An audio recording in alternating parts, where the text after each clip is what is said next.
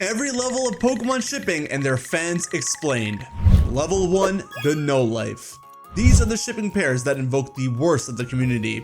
The pairs that have people living chronically online and living for nothing but their favorite shipping pairs. And sometimes certain fandoms make this the general overall feel of their ship and the community, such as the Ash and Latias fans, the Ash and Go fans, the Gardevoir and You fans, and worst of all, the worst of the Amore shipping fans. While Ash and Serena are basically canon, pretty much negating every single one of Ash's shipping pairs, I'd like to break the ship up into two separate categories, the no-lives of the fandom, and then the other more sensible side of the fandom, which we'll come to later. But in regards to the no-lives, they literally live and breathe Amore shipping even a whole decade later, and can't take a single negative thing you have to say about it, setting threats to the writers of the anime and ready to attack you for the slightest difference in opinion. The world wants these people to touch grass. This saying goes to the people shipping Ash and Go and Ash and Latias. By the time Ash and Go was a thing, Ash and Serena was already solidified, and if there's any doubt, Ash has shown that he was straight many times prior, so a lot of these people just look for any little thing to hold on to, and again would get upset and come with threats if you felt differently. But Ash and Latias was a whole nother beast altogether, no pun intended. What's wrong with all y'all, man? And then there's the classic fans who want to pair themselves up with the Gardevoirs, the Lopebunnies, the Lucarios. Y'all need to touch grass, but maybe they can just be considered level 2 down bad.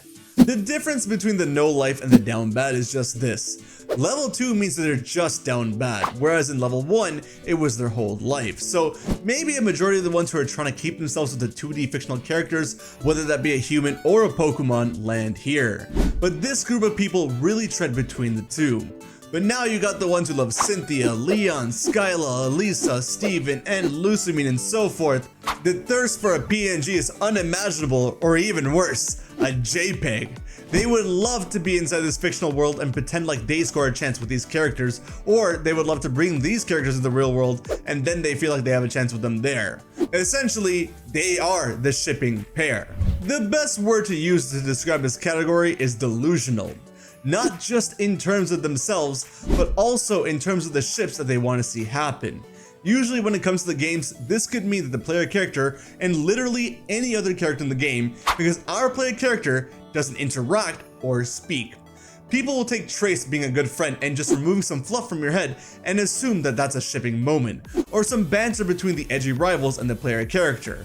But literally, our character is a blank canvas. There's nothing there unless you imagine it to be there.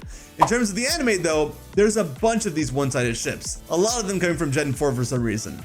Ash and Angie, Dawn and Kenny, Brock and Holly. There's quite a few others as well, they're just with some side characters that really don't go anywhere. And it's pretty delusional to think that these are ever characters that would actually be together.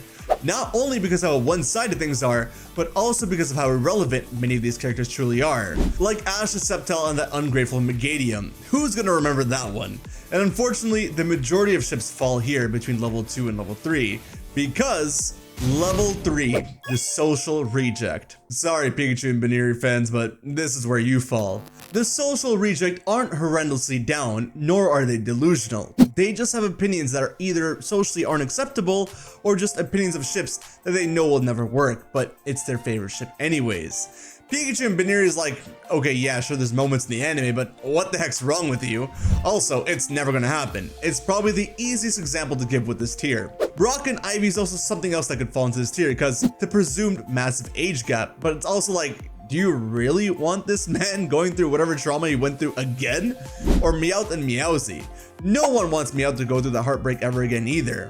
Other more controversial ships like Courtney and the player character in the games, which I actually have a video about that from the manga, or really any other younger or older villainous character and the player, but it just gets extremely weird with the villains being older. And speaking of older, yeah, like Ash's mom Delilah and Professor Oak, what's up with that one?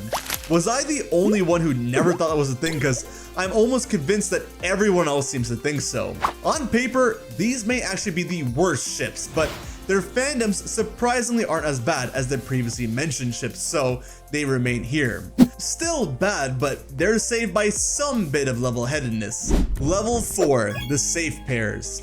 Level 4 is the simplest one to understand. This is every normal, middle-of-the-barrel safe shipping pair that you can think of.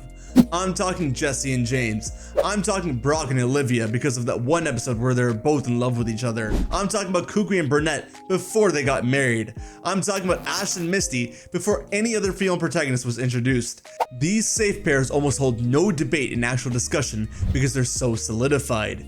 You can't go wrong with them, and they're pretty much are canon or heavily implied to be canon. Brock and Olivia may not be canon as such, but for both of their cases, they have never had more successful attempts at love than what the two had. Yeah, Ash may have like a million different shipping pairs, but when it was just the OG series, it was just Misty. Ash's Charizard might be doing big damage, but that guy is a lover boy at heart, and it's only ever gonna end up with Charla. These are the standard, the status quo. And how do we go up from there? Well, you gotta be able to see the vision. But before we see the vision, let's satisfy our taste buds with the sponsor of today's video, Tokyo Treats.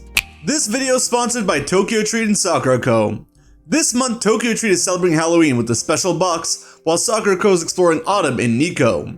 Tokyo Treat is a fun and exclusive Japanese snack subscription box filled with limited edition Kit Kats, specialty flavored Japanese chips, seasonal treats, and occasional Japanese sodas that are only available in Japan for a limited time. Sakura Co is a monthly Japanese artisan snack box that supports local Japanese snack makers, and each box comes with 20 traditional, authentic, and artisan Japanese snacks, including Japanese teas and special Japanese tableware. This month's Tokyo Treat theme is Snacktacular Halloween, and with Tokyo Treats, we always show off the monthly Kit Kat on this channel. And this month, it's the Apple Pie Kit Kats. A flavor that I didn't know existed, but one that I really enjoyed. One of the other snacks that I really enjoyed was the Pocket Monster Cookie, and I got Crocolore. It was both good and cool. With Sakura Co, the theme of this box is Nikko's Autumn Splendor. The Strawberry Anko Donuts was my favorite from the roster. I literally couldn't stop eating them. And all of this month's snacks pair perfectly well with this month's tea, the Autumn Nencha, which I did happily drink while using this month's tableware item, the Necro Furoshiki. 100% cotton with a fun cat design that invites fortune and prosperity. Both boxes also come with booklets with allergen and dietary information as well as cultural facts. If you love the spooky season as much as I do, you'll definitely want to get a box yourself. Use code HybridHero to receive $5 off your first Sakura Co box through my link or your first Tokyo Treat box through my other link. Now, back to the video. Level 5, the Visionary. This is a step above the standard shipping pairs. While the standard shipping pairs have no competition to them, the Visionary sees a potential shipping pair that has other levels of competition and is able to see the character's true calling and their true shipping pair. There are more shippers in the early days of X and Y were able to see this, some of them from the very moment that Serena was introduced into the anime. Over time, despite all doubts, they had still seen the vision and knew that Ash and Serena were truly going to be together. And finally, the kiss came, and it all paid off.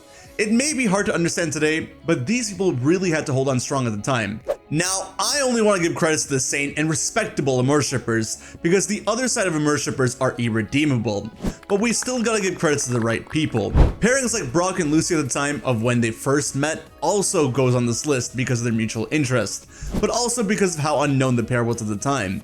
May and Drew, Silent and Burgundy, Misty and Tracy can all go here because these characters have other pairings. But people can see the vision of why they're really the true ship here. One of my favorites here would be Grant and Viola from the anime, cause yeah, they're definitely a thing.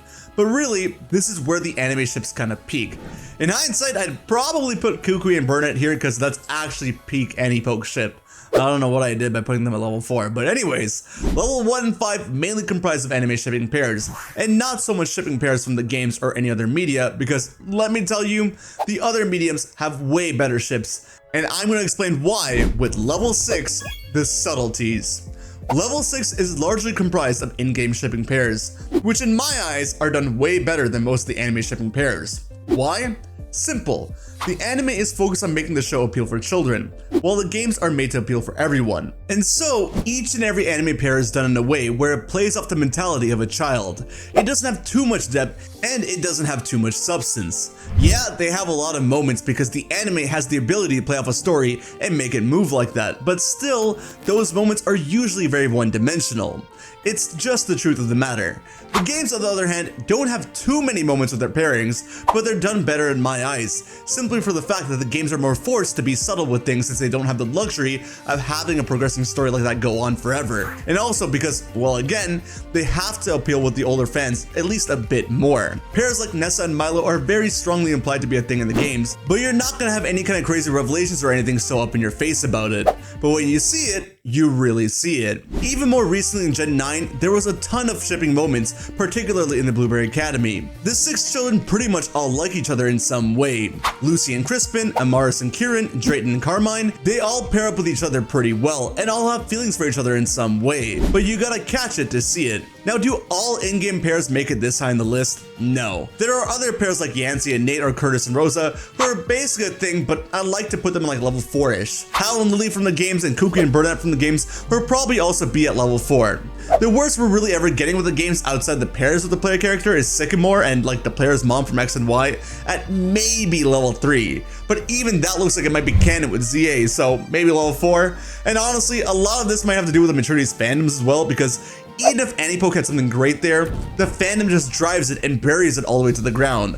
Whereas in the game, even with whatever fandom, it still feels somewhat subtle. But nothing in Pokemon comes close to level 7, and that's manga shippings. The absolute peak of Pokemon shippings, because there isn't a single shipping story from either the anime or games that come close to any of the shipping stories in the manga. The manga is created with the intention of being for all audiences, but the art of reading a manga requires you to be at least at a certain level of competence and understanding that you don't really need for the anime or the games. And because of that, the stories that they're able to convey within the manga can be for an older audience. It's why you consistently hear and see of things in the manga being much crazier than the other two mediums. Ruby and Sapphire are considered to be the absolute peak of Pokemon shipping pairs, and honestly, I don't doubt it. Their love story is unlike any other in Pokemon, and it's tied in so well with the overall events of the manga and the story. But other pairs like Black and White are done amazingly well too. Even X and Y or Red and Yellow, who don't have too much, have enough where it's just written better. This doesn't just extend to Pokemon adventures. Even in series like the Electric Tail Pikachu, Ash and Misty and Jesse and James are done better as both pairs actually grow into each other. The whole story is a coming of age story, so there's natural progression and growth of characters that reflect into the shipping pair as well. The fandoms here are also in the middle of the games and the anime. Not as crazy as the anime, but not as calm as the games. So that's at least a happy medium that we can work with. Now, is every manga like this? No. But in general, I have to say that the manga triumphs over the rest, and quite honestly, largely, they're the only ones really worth talking about in my eyes. And with that, I have a confession to make.